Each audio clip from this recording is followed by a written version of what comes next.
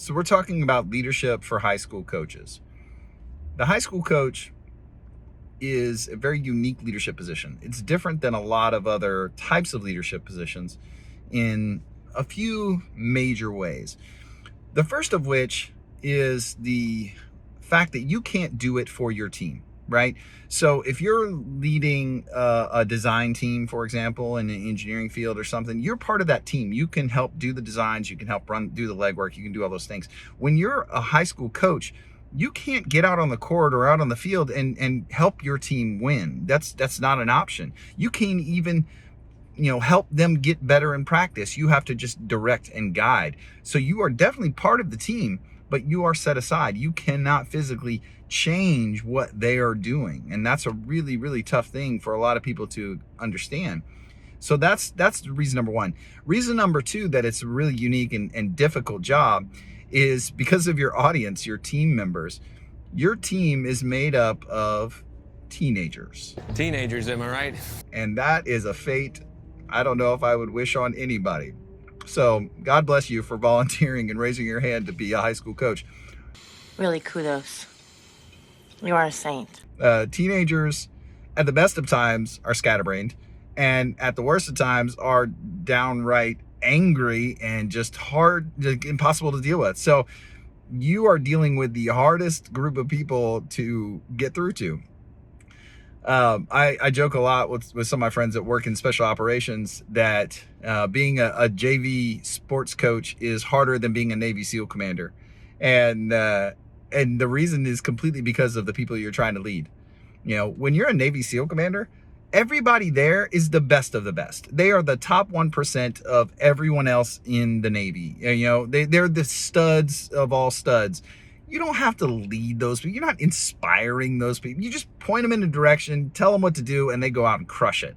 That's like getting, leadership advice and coaching advice from Phil Jackson because, he coached Michael Jordan and Kobe Bryant. He's a smart dude, and I'm sure he's an amazing coach, but that just doesn't apply to me when I have a 9th grade basketball team who, half of my team can't dribble with their left hand. Those things are not applicable.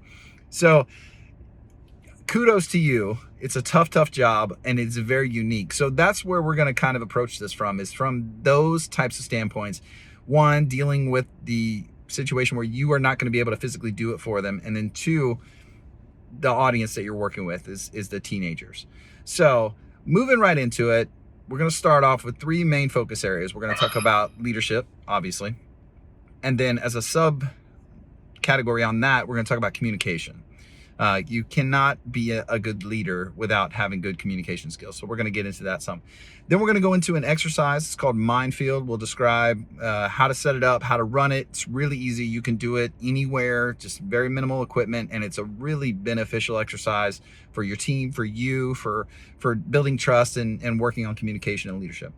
And then we'll wrap everything up with a discussion about the infinite game mindset. And it's a little bit of a complex idea, but I think you'll figure it out. It's not super complicated. If I figured it out, I promise you'll figure it out. But we'll dig into that in the end. So starting off, talking about leadership. So I think we need to clearly define the terms. I'm an engineer, so my background, we always try to clearly define what we're trying to understand and what we assume. So we're going to go ahead and get a definition right up front. So I Googled it, as one does. And Webster says a leader is someone who leads. Really? Thanks, Webster. That's super helpful. So I don't think that's going to be enough. So let's dig into it a little bit more. If you asked a group of people, you're probably going to get similar answers, maybe a little bit different, but essentially you're going to find that everybody's going to say someone who directs a group of people to do something, right? Okay, so that's not bad. I mean, it's certainly not wrong. I just don't think it's specific enough. When you're dealing with these kinds of things, you want to be specific because it's a lot easier to hit a specific target. Going back to the military again, something that's often said in shooting, you probably heard it in a movie or something, it's called aim small, miss small. Aim small, miss small. If your target is small and you miss it, you miss by a small amount. Whereas if your target is really large and you miss it, you miss by a very large amount. So the idea is we want to dial in our definition so we can be very clear about what we're trying to do. We're trying to be better leaders. we need to know what that looks like. So in my opinion, a leader is a person who inspires a group to accomplish a task or a mission that they would not otherwise accomplish alone. So we're going to break that down a little bit because each part of it is kind of significant. First off is a person. So one, there's only one leader. There can be only one. You can have subordinate leaders. You can have team leaders, squad leaders, whatever. You can have captains. You can have all these things. But at the end of the day, one person needs to be in charge. One person needs to be capable of making decisions and overruling anybody else if necessary. But you have to have one person, because if you have more than one person, you're going to have differing visions. You may have differing goals. You may have, conflicting missions or tasks, and that creates confusion and that creates problems. So we want to focus on a person. So as a coach, that's you. All right.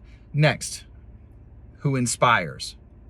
I chose this word instead of directs or instead of motivates or several other words, primarily because the goal of the coach, in my opinion, is to work yourself out of a job.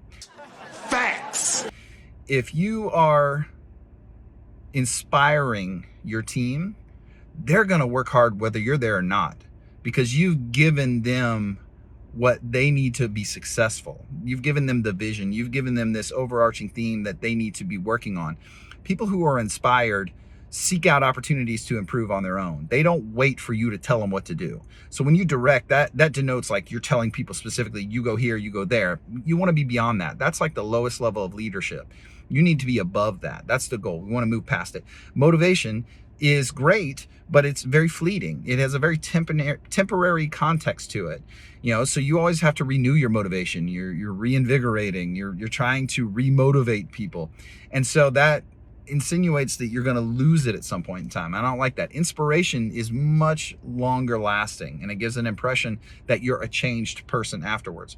So the idea is, if you don't show up to practice one day, your team executes exactly as they would if you were there. So that's what you're going for, is inspiring. Next part of the definition is a group. Obviously, a group, you have to have people to lead.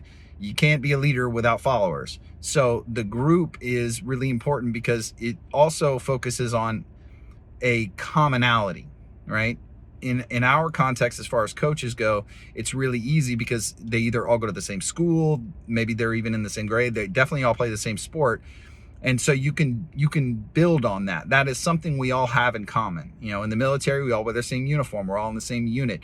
Those things build trust. They build a rapport. They build an understanding. Hey, we're going through the same thing together. And you can build all of your other relationships on that, because that's the baseline. So group, there's the next part. Now we're moving into accomplish a task or a mission. That's fairly self-explanatory. If you leading, you have to be trying to lead somewhere, to do something, to get something, whatever the case may be. If you're just sort of generally giving advice and guidance, you're not really a leader. You're more of like a mentor, which is great. And I'm not suggesting that's not important. It's just not a leader. You're just sort of providing, helpful hints to people, but the team isn't doing anything. You're not trying to accomplish a task. And so that's why it has to be mission focused or task focused or goal focused, however you want to look at it. But you have to be trying to accomplish something with your inspiration, with your guidance, with your leadership, right? Okay, so accomplish a task or goal. And now here's the catch, and I think a lot of people miss this, that they would not otherwise complete on their own or alone. That's really the trick here. So if you are extremely self-motivated, you don't need a leader. You're already moving down the path. You're going there. You're going to get there by yourself. You don't need to be led there. You're already on the move. Whereas if you're not working together, if you're conflicting, if you are, even self-sabotaging in some cases, that's when you need a leader. Kind of like the example we gave earlier, Navy SEALs don't need leadership as much as they need management. Now, they do need leaders, and many of them are great leaders and great Americans. I don't want to talk bad about them, but it's just a different kind of leadership. All right. So when you're in the business world, lots of times you have managers. Let's call it secret assistant to the regional manager. And the difference between a manager and a leader is that a manager is providing coordination, right? Coordinated efforts so that everybody can be moving in a direction, which is pretty close. But the leader is someone who's moving all those people and sometimes having to tell people, hey, you're going to have to do this job over here that nobody else wants to do because the whole team will benefit from it. And you're going to have to inspire that person to want to do the jobs that nobody else wants to do. That's the really hard part about leadership, is when you are trying to talk to someone and trying to make them understand that it's not about their personal gain, but about the team's gain and the team's advancement. Sometimes you got to take one for the team. And that's really where this last part of the definition comes into play. So something that they wouldn't otherwise do on their own. When I was in Iraq, we had to do a lot of dangerous missions. And one of the missions we would do was urban clearance. So you would go into a building and you'd have to go in through a shut door, and you don't know what's behind the door. And somebody's got to go in first. And that's really dangerous. I mean, you're the first person through the door, and who knows what's going to happen on the other end. And so every single time, somebody had to be the first person through the door. And I, as the leader, had to make the decision on who that was. I had great people, so it was really easy for me. Everybody took turns. It was a really common thing. But at the end of the day, you have to understand you are sacrificing, or you are, stepping up, and it's going to be harder for you than it is the people behind you. But it'll be better for the group in the long run. So that's what I mean by the last part of the statement, things that they wouldn't otherwise do on their own.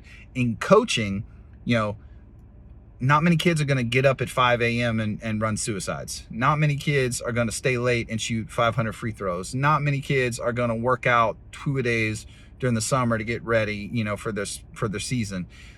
A lot of those things, not many kids are going to give up their free time to do, breathing work or yoga or whatever. And then also you're dealing with the parents and assistant coaches and faculty. How many parents are willing to sacrifice their time to pick up, drop off, help out, all those other things. Nope, I'm out. You're going to have to convince all these people that this is good for everyone, even if it's a little harder on individuals. So that's my definition, is a leader is a person who inspires a group to accomplish a task or a mission that they wouldn't otherwise complete on their own. Take and run with it. If that seems like it needs to be tweaked for your personal situation, I think that's fantastic. For me, it works, and I've used it for years, and so I like it. But again, this is information that you can take to be successful. As I say a lot in my training, it's a way, it's not the way, right? There is no the way. This is the way. What works for me may or may not work for you, but until you have the information, you can't decide. So I'm giving you the information that you can discuss. I'd love to hear your feedback on it, and we can discuss it further. But that's essentially what a leader is. So now that we know what a leader is, we have a pretty clear picture of what we need to do as leaders. How sure are you? I don't know, 75%. All right, so let's talk about one of the primary responsibilities for the leader on the team, and that's to set the vision. The vision is a really complicated thing to understand and to convey, but I think it's really important to setting the tone as a leader for your team to inspire them to kind of take ownership of the situation. So a lot of people as coaches will set these short-term goals and ideas about what they want to accomplish. And some of them may be grand, some of them may be very small, but they tend to be really performance focused. And in a lot of cases, not something you can control. And I'll give you an example. We want to win the state championship this year. Our goal is to win the state championship this year. Okay, that's ambitious. I don't know how you did last year. Maybe that's realistic, maybe it's not. That's not the point. The point is you can't control that. I don't care if you were the best team by 1,000%, last year. What happens if before the first game, your two best players get in a car accident and both of them are out for the season? Wait, what? Right? What happens if in the championship game you have a ref blow a call and you lose? That's messed up. All of those things are outside of your control, and I can list hundreds of other ones. You can think of them too.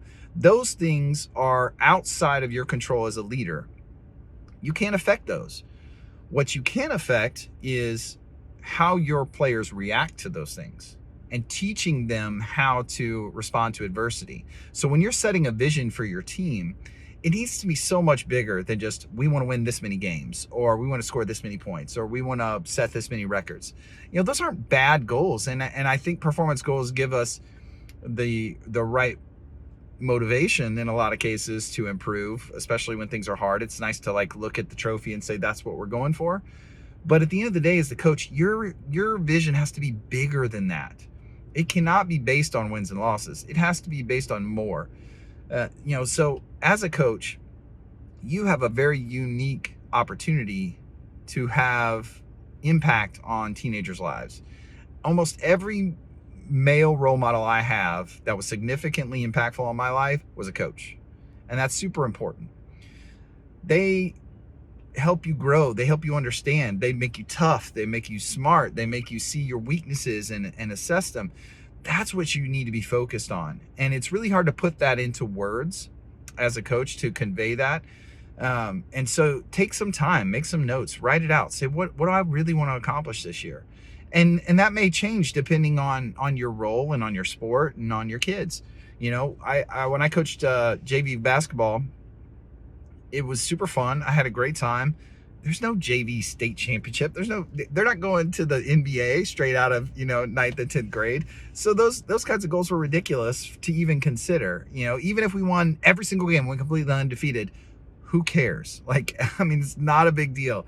So for me, what I try to do and what I try to make everybody understand is that my goals were really two things. One, I want everybody to love the game and play it for the rest of their lives. I love this game. I live this game. I love basketball. I love sports. I think that playing sports is a great way to grow as a person, and it's a microcosm for all the things you're going to experience in life. So it's a great opportunity to try out your leadership and to learn from adversity. So all of these things, I want you to play the sport. I want you to love it, and I want you to have fun with it, even if you're not winning. And then two, I wanted people, my team, to understand how to come back from adversity. You, me, or nobody is gonna hit as hard as life. But it ain't about how hard you hit. It's about how hard you can get hit and keep moving forward. How much you can take and keep moving forward. That's how winning is done. And this is where sports really makes an impact in young people's lives. No other place really, I'm not gonna say that, there are no absolutes. Sports are a great place for kids to test out things, right? And dealing with adversity is one of those things. So you're going to get hurt. You're going to lose games. You're going to get dealt a raw deal. You're going to prepare amazingly well and still lose. All of those things are opportunities. They're opportunities to come back from adversity. How do you play in the next game? How do you show up at practice on the next day? What does your team do when they get that raw deal? Did they throw up their hands and quit? Did they scream and cry? Did they come back tomorrow and hit it hard? What happens next?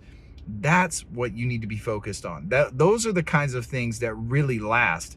I couldn't tell you, of all the sports I played, granted I didn't win a state championship, full disclosure, but of all the sports I played in high school, I don't remember a single record I had. I don't remember wins or losses of any game. I remember individual games, and some big events.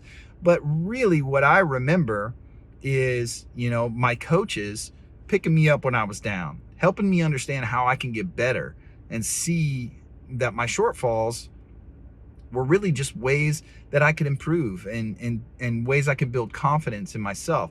And so that way, when I got out into the real world and, was a leader of other men and women, I could do that for them. I could give them that because I had practiced it. I'd seen it. I dealt with it. I'd been punched in the gut during a game and just had my heart ripped out by a really bad situation.